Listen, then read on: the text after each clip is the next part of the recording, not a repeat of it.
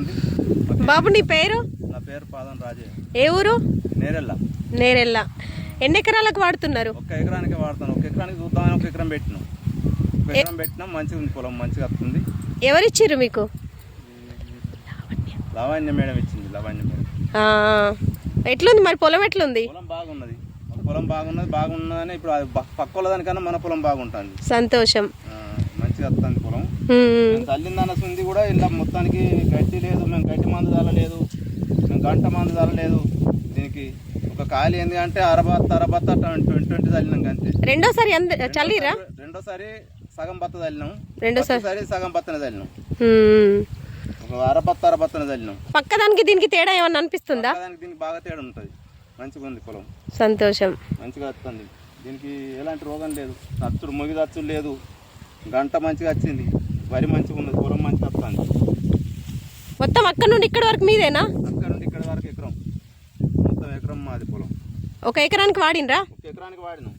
చూద్దామని సంవత్సరం చూద్దామని 1 ఎకరానికి వాడినాం. మంచిగా ఉంటే మీ నుండి ఇంకొక 10 మంది రావాలి. వస్తారు. ఇప్పుడు చూసుకుంటూ పోతుండ్రు కదా, అందరూ అడుగుతూనే ఉన్నారు నన్ను. అవునా?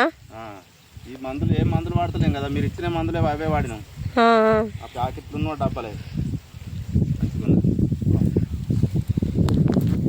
నన్ను ఇట్లా మాట్లాడిస్తామని.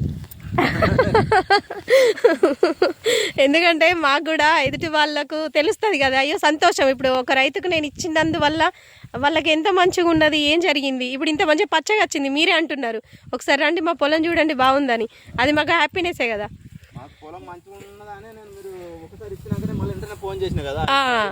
ఎందుకంటే తను ఫస్ట్ తీసుకున్న తర్వాత ఏమనలే, చూద్దాం వాడదాం అన్నాడు. సెకండ్ టైం తనే ఫోన్ చేసిండు, ఈ రైతు ఫోన్ చేసి నేను వాడతామా ఒకసారి మళ్ళీ వచ్చి ఇచ్చెళ్ళండి అన్నాడు.